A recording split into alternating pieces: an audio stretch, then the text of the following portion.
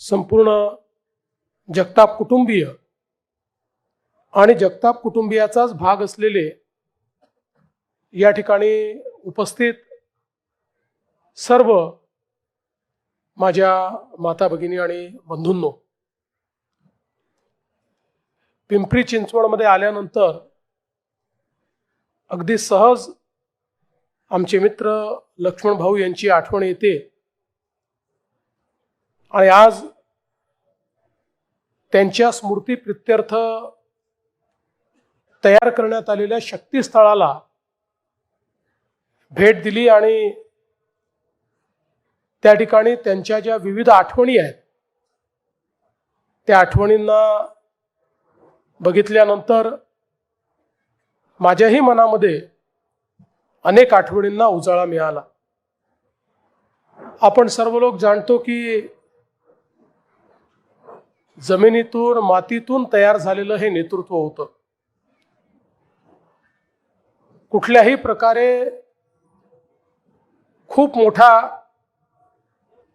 राजकीय वारसा हा पाठीशी नसताना स्वतःच्या भरोशावर एवढं मोठं नेतृत्व हे लक्ष्मण भाऊंनी उभं केलं।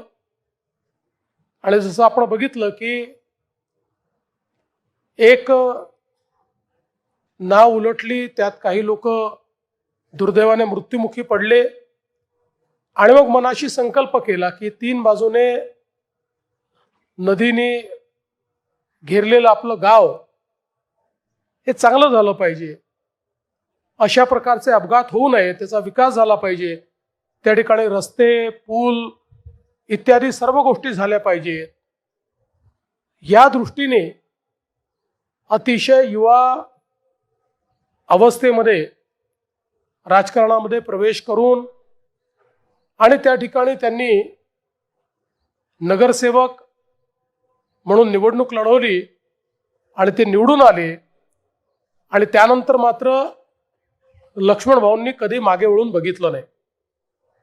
सातत्याने महानगरपालिकेमध्ये नगरसेवक, स्थायी समिती अध्यक्ष, महापौर, या पिंपरी चिंचवड शहराला एक चेहरा देण्याचं काम, या शहराला विकासाकडे नेण्याचं काम आणि इथल्या सामान्य माणसाच्या जीवनामध्ये परिवर्तन घडवण्याचं काम हे लक्ष्मण भाऊंनी केलं।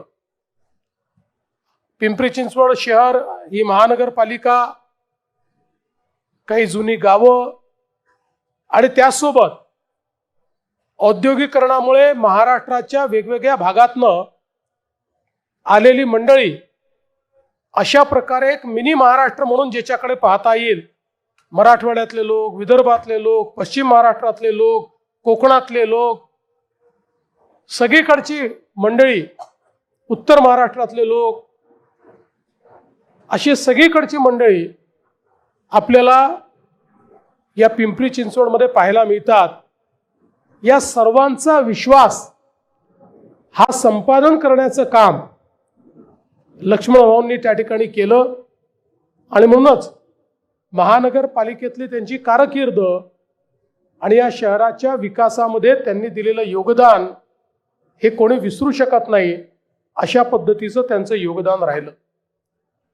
खरं तर आमदार म्हणून देखील त्यांनी विधान परिषद असेल, विधानसभा असेल, या ठिकाणी या शहराच्या विकासाच्या दृष्टीनं सातत्याने संघर्ष केला आणि आज या शहराचं जे आधुनिक रूप आपल्याला पाहायला मिळतंय त्यामध्ये लक्ष्मण भाऊंचं एक फार मोठं कॉन्ट्रीब्युशन या ठिकाणी आहे। विशेषतः 2014 नंतर लक्ष्मण भाऊ असतील, महेश दादा असतील आणि मग इथली महानगरपालिका आल्यानंतर राज्य सरकार, महानगरपालिका यांच्या माध्यमातून लक्ष्मण भाऊंच्या नेतृत्वात खूप मोठ्या प्रमाणात या शहराचा चेहरा आपण बदलला आणि आपल्याला कल्पना आहे की ज्या प्रकारे एक विकासाचं विजन हे लक्ष्मण भाऊंकडे होतं, एक तर वारकरी कुटुंबातनं आल्यामुळे एक आध्यात्मिक बैठक त्यांच्याकडे होती. या मातीशी नाळ जुडलेली असल्यामुळे सामान्य माणसाच्या अडचणी काय आहेत, व्यथा काय आहेत याची जाणीव त्यांना होती. मातीतले पैलवान असल्यामुळे त्यांना त्या संदर्भातली जाणीव होती. एक उत्तम खेळाडू असल्यामुळे त्या ठिकाणी संघ आणि संघाचं नेतृत्व हे कशा पद्धतीनं केलं जातं आणि संघ भावनेनं विकास कसा केला जातो याची त्यांना कल्पना होती. एक अत्यंत उत्तम अशा प्रकारचं त्या ठिकाणी घुडसवारी करणारे ते होते. त्यामुळे वेग काय असतो याची कल्पना त्यांना होती. व्यायामाची प्रचंड आवड त्यांना होती आणि विकासाच्या विविध संकल्पना या त्यांच्या ठायी त्या ठिकाणी सातत्याने होत्या. या सगळ्यांचं एकत्रितपणे मिश्रण आणि त्याचा आविष्कार म्हणजे या पिंपरी चिंचवड शहराचा जो काही विकास आहे तो विकास आपल्याला त्या माध्यमातून पाहायला मिळतो. आणि म्हणूनच त्यांच्या नेतृत्वात इथे झालेले रस्ते असतील, उड्डाणपुलं असतील, मेट्रोचं काम असेल, इंद्रायणी नदीचा सुधारणेचं काम असेल, आज खरं म्हणजे मी जर सांगायला लागलो तर किमान मी 50 कामं अशी सांगू शकतो की जी गेल्या 10 वर्षामध्ये या शहराचा चेहरा बदलवणारी आणि या शहरातल्या सामान्य माणसाच्या जीवनात परिवर्तन करणारी अशा पद्धतीनं त्यांच्या नेतृत्वामध्ये आम्ही सुरू केली. त्यातली अनेक कामं पूर्ण केली. वेगवेगळी कामं वेगवेगळ्या टप्प्यावर या ठिकाणी आहेत आणि ती सगळी कामं पूर्ण झाल्यानंतर निश्चितपणे या शहरामध्ये एक मोठं परिवर्तन हे आपल्याला या ठिकाणी पाहायला मिळेल.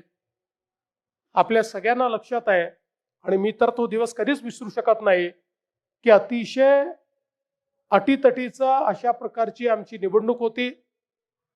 खरं तर त्या निवडणुकीनेच सत्ता बदलाची मुहूर्तमेढ केली. अशा प्रकारच्या विधान परिषदेच्या निवडणुकीमध्ये मी ज्यावेळी वहिनींना आणि शंकरभाऊंना फोन केला आणि मी त्यांना सांगितलं की मताची आवश्यकता तर आहे पण मतापेक्षा भाऊंचा जीव महत्वाचा आहे. त्यामुळे तुम्ही निर्णय घ्या. आणण्यासारखी परिस्थिती असेल, डॉक्टर होकार देतील तरच तुम्ही आणा, अन्यथा तुम्ही आणलं नाही तरी हरकत नाही. पण त्या ठिकाणी लक्ष्मण भाऊंनी मात्र अतिशय स्पष्टपणे सांगितलं की माझ्या पक्षाला आवश्यकता आहे, त्यामुळे काही झालं तरी मी जाईनच. आणि त्या ठिकाणी पीपी किट घालून आणि कार्डियक ॲम्ब्युलन्समध्ये लक्ष्मण भाऊ त्या ठिकाणी आले आणि मतदान केलं. आणि मतदान केल्यानंतर त्या ठिकाणी मला असं म्हणाले, मी तेव्हा विरोधी पक्षाचा नेता होतो, की मुख्यमंत्री साहेब तुम्हाला मुख्यमंत्री पाहण्याकरता या ठिकाणी मी आलो. आणि त्यानंतर 15-20 दिवसांमध्ये महाराष्ट्रामध्ये आपण सत्ता बदल केला आणि या निवडणुकीमध्ये त्यांचं ते स्वप्न देखील पूर्ण झालं. कदाचित मला असं वाटतं की काळाच्या पलीकडचं पाहण्याची ती त्यांची सवय होती. त्या सवयीमुळे अनायास त्यांच्या तोंडून निघालं की तुम्हाला मुख्यमंत्री पाहायचं आहे, तुम्ही माझे मुख्यमंत्री तुम्हीच आहात. आणि काही दिवसांनी ते निश्चितपणे खरं झालं. पण आज अशा प्रकारचा आमचा एक मित्र की ज्यांच्या मनामध्ये एक अत्यंत प्रेम होतं, ज्यांचा एक भक्कम पाठिंबा आमच्या पाठीशी होता, ते आपल्यातनं अचानक निघून गेले. खरं तर ते लढवय्ये असल्यामुळे त्यांनी दुर्धर रोगाशी देखील अतिशय मोठी त्या ठिकाणी लढाई दिली. आणि आम्हाला हे माहिती होतं की अनेक विपरीत लढायांमध्ये लक्ष्मण भाऊ नेहमी विजयी व्हायचे. किती विपरीत परिस्थिती आली तरी त्यांचा पराजय न होता ते विजयी व्हायचे. त्यामुळे आम्हाला हा विश्वास होता की याही आव्हानाचा सामना करून भाऊ निश्चितपणे विजयी होतील. पण दुर्दैवाने या एका सामन्यामध्ये मात्र ईश्वराने काही यश दिलं नाही आणि त्या ठिकाणी भाऊ आपल्यातनं निघून गेले. पण जसं मगाशी सांगितलं की कार्यरूपी भाऊ आज आपल्यामध्ये आहेत. आज ज्या प्रकारे या भागामध्ये 41 किलोमीटरची मेट्रो आपण तयार करतो, हे भाऊंचं कार्य आणि त्यांचं स्वप्न आज या ठिकाणी आपल्याला पाहायला मिळतं. या ठिकाणी पहिल्यांदा आपल्या या महानगरपालिकेतनं कचऱ्यापासून विद्युत निर्मिती केली. ही आधुनिकता या ठिकाणी आणणारे आमचे भाऊ, किंवा आज इंद्रायणी नदीचं जे काही कार्य आपलं चाललेलं आहे, 24/7चं कार्य जे आपलं चाललेलं आहे, वेगवेगळ्या ठिकाणी पिण्याच्या पाण्याच्या ज्या योजना आपण तयार केलेल्या आहेत, अमृतमधनं या ठिकाणी त्यांच्याच संकल्पनेतनं ज्या प्रकारे सामान्य माणसाच्या घरापर्यंत 24/7 पाणी पोचलं पाहिजे या दृष्टीनं करण्यात आलेलं काम आहे. या सगळ्या गोष्टी या चिरकाल भाऊंच्या कार्याची आठवण ही आपल्याला देत राहतील. आणि मला विश्वास आहे की ज्या पद्धतीनं हे कार्य त्यांनी सुरू केलं ते कार्य पूर्ण करण्याकरता खरं म्हणजे भाऊंच्या नंतर अश्विनीताईंनी काही काळ अतिशय चांगल्या पद्धतीनं, अतिशय समर्थपणे आणि ज्या प्रकारे भाऊंना अपेक्षित होतं त्याच प्रकारे या ठिकाणी मतदारसंघाचं नेतृत्व केलं. आणि या शंकर भाऊ त्याच पद्धतीनं ते नेतृत्व करतायत. मी त्यांना दोघांनाही हे आश्वस्त करतो की भाऊंनी पाहिलेली जी स्वप्न आहेत ती स्वप्न पूर्ण करणं ही आमची जबाबदारी आहे.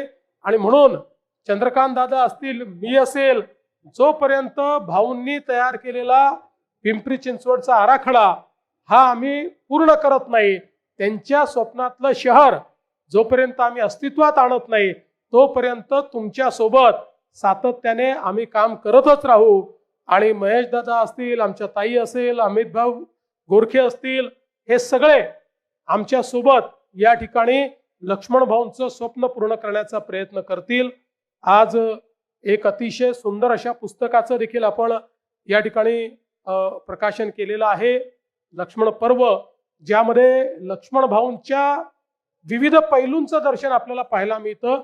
विविध लोकांनी त्यांना दिसलेले लक्ष्मण भाऊ अशा पद्धतीनं त्याच्यामध्ये एक प्रकारे आपलं मनोगत व्यक्त केलेलं आहे.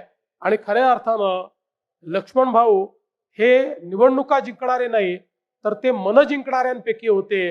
आणि म्हणून असा मन जिंकणारा आमचा लक्ष्मण भाऊ हा आमच्या हृदयामध्ये आणि आमच्या आठवणीमध्ये सदैव जिवंत राहील. आणि हे शक्तीस्थळ आम्हाला सगळ्यांना या शहराकरता काम करण्याची शक्ती देत राहील, हा विश्वास या निमित्ताने व्यक्त करतो. पुन्हा एकदा आमच्या या उमद्या मित्राला या ठिकाणी अतिशय मनापासनं आदरांजली अर्पित करतो आणि माझं बोलणं संपवतो. धन्यवाद. जय हिंद, जय महाराष्ट्र.